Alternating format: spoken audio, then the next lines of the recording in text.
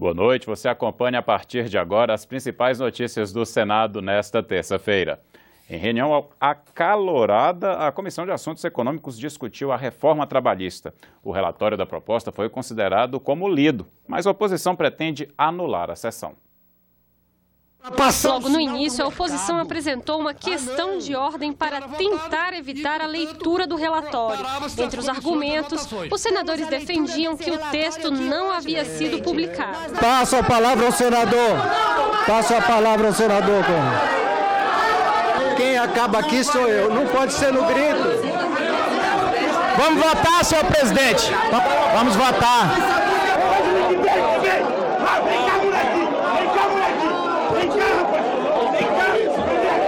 Foram quase 20 minutos de portas fechadas, enquanto os senadores tentavam restabelecer a ordem e continuar a sessão.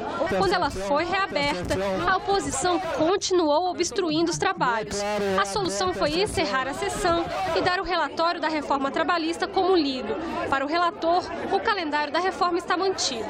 Foi concedido regimentalmente vista coletiva e na próxima terça-feira, portanto, nós estaremos fazendo a deliberação e a votação desta proposta que aperfeiçoa as leis trabalhistas do nosso país, que são leis dos anos 40. A oposição defende que o regimento exige que o texto seja lido e disse que vai tentar anular a sessão desta terça-feira.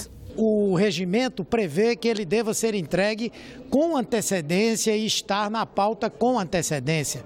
O próprio relator disse que não poderia antecipar seu relatório porque ele tinha que ouvir aqueles que estavam na audiência pública. Só que imediatamente após a audiência pública terminar, como num passe de mágica, ele já tinha um relatório que não leu. Então nós vamos questionar. Estamos querendo que o clima se tranquilize, esse acirramento diminua, mas também não vamos aceitar ser tratorados aqui pela base do governo, principalmente desse governo. E sobre o tumulto na Comissão de Assuntos Econômicos que você acabou de ver, o presidente do Senado, Eunício Oliveira, defendeu o diálogo.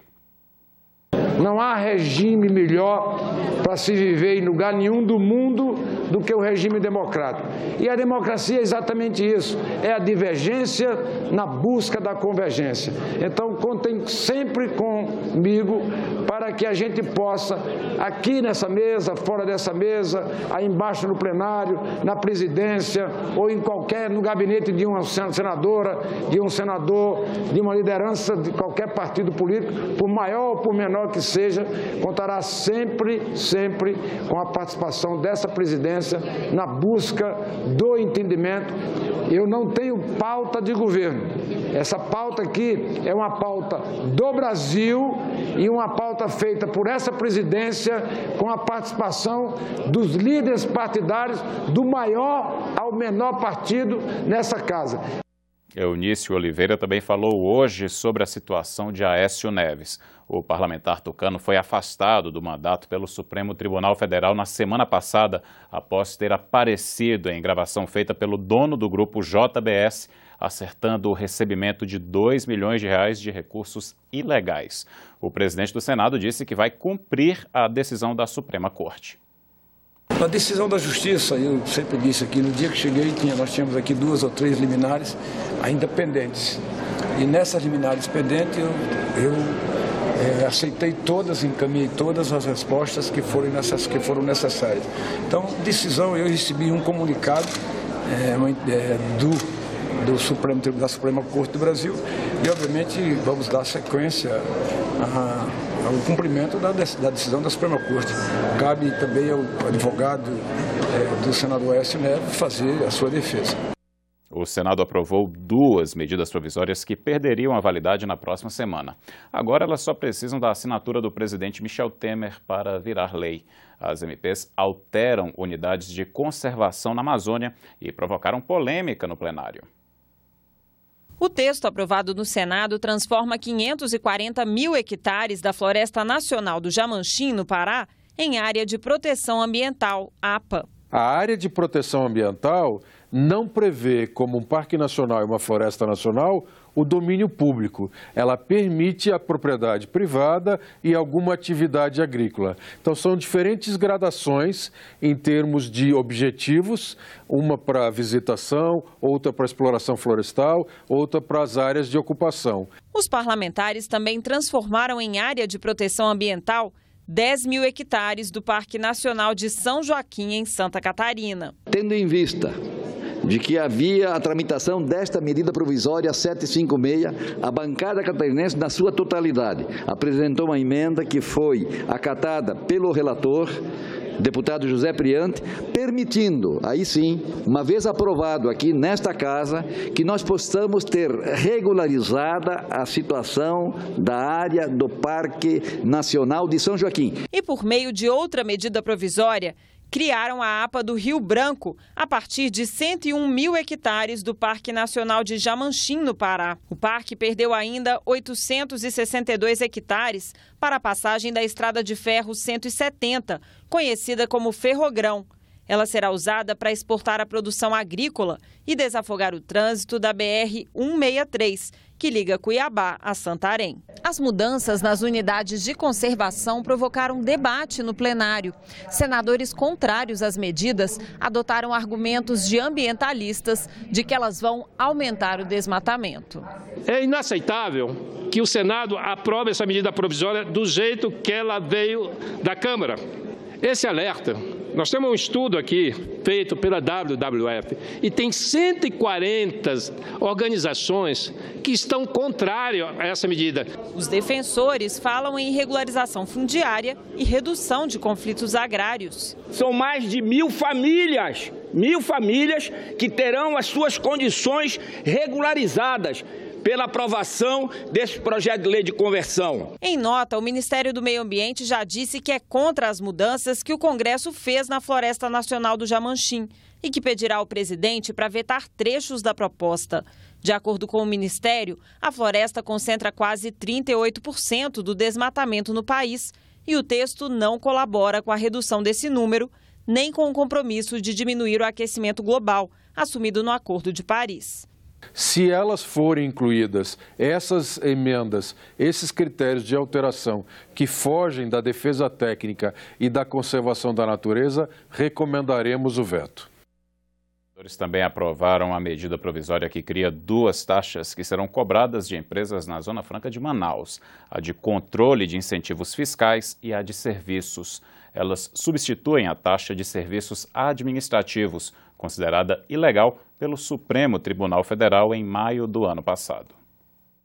Apesar de 2 taxas substituírem uma, há uma queda significativa nos custos das empresas que atuam na Zona Franca de Manaus e que atuam nas áreas de livre comércio, sendo favorecidas com os incentivos fiscais. É uma medida provisória importante que nós soubemos equilibrar a arrecadação da SUFRAMA, para que, de fato, a SUFRAMA se transforme num ente que não apenas administra incentivos fiscais, mas num ente que pode cada vez mais trabalhar em prol do desenvolvimento regional. A SUFRAMA volta a ter capacidade de investimento em obras de infraestrutura e em obras que vão levar novamente benefícios para vários municípios e vários estados.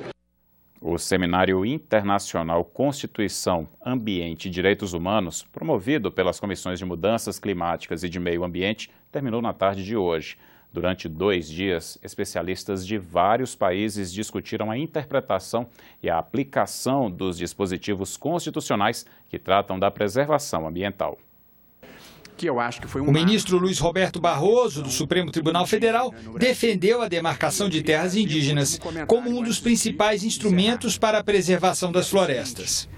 A demarcação de terras indígenas no Brasil, estatisticamente, empiricamente, produz um resultado muito significativo sobre a preservação ambiental.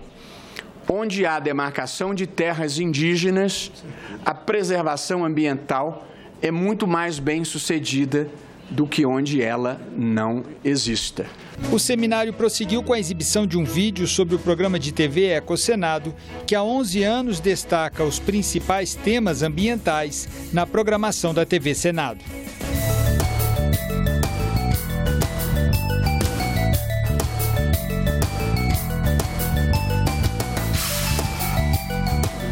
A aplicação do direito ambiental no bioma Amazônia foi tema dos debates. A representante da OTCA, Jaqueline Mendonça, explicou como o Tratado de Cooperação Amazônica, assinado em 1978, busca assegurar o desenvolvimento sustentável dos países da região, bem como a sua soberania na exploração dos recursos naturais do bioma.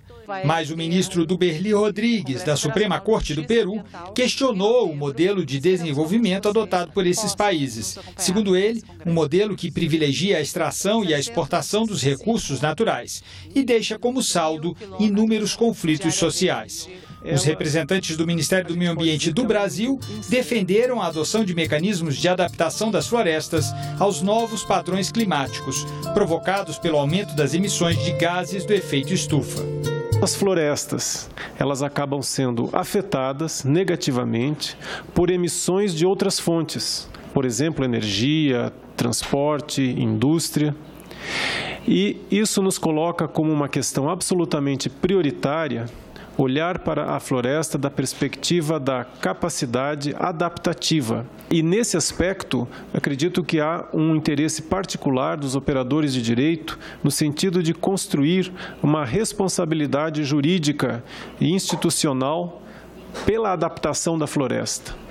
Nós estamos falando agora numa possível elevação de temperatura de 5 graus no prazo de 100 anos, quando na última glaciação isto se passou em 5 ou 6 mil anos, ou seja, as plantas e os animais tiveram tempo de se deslocar e se aclimatar, e não havia barreiras entre elas. Assim, agora, neste momento, nós temos barreiras, temos cidades, temos estradas, temos campos, etc. e tal. Então, a manutenção, especialmente norte e sul, de grandes corredores, passa a ser uma questão crucial para que a gente possa proteger a nossa biodiversidade. Você terá outras notícias a qualquer momento na nossa programação e também na página da TV Senado na internet. Obrigado pela companhia, boa noite e até amanhã.